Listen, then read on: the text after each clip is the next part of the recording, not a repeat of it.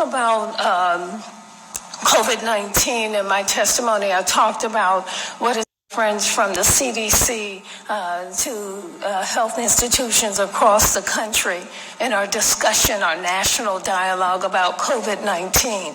Because COVID-19 pulled back the curtain, if you will, on social determinants of health work. Here's what we know.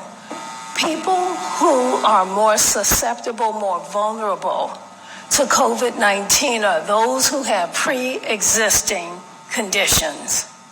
So if in what we know about health, if we know that communities of color, African Americans, have disparities when it comes to, in this state, 77% more likely to die from diabetes than whites, a preventable disease. So there is already a higher disparity of African Americans who will have diabetes or stroke or heart disease. So when we do not address the disparities that exist before a pandemic, when the pandemic comes and the vulnerable population are those with disparities, it will naturally move and impact those who have higher disparities in health issues than those who don't.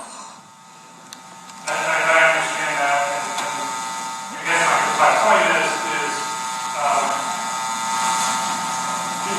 I understand African Americans have a higher incidence of chronic conditions, and that makes them more susceptible to death from COVID.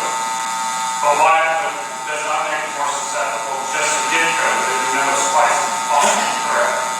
Could it just be that African Americans or the colored population do not wash their hands as well as other groups, or wear masks, or do not socially distance themselves? Could that just be the explanation of why the higher incidence?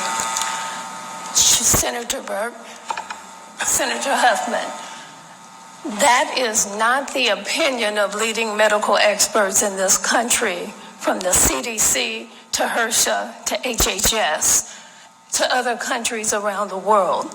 Here's what we know.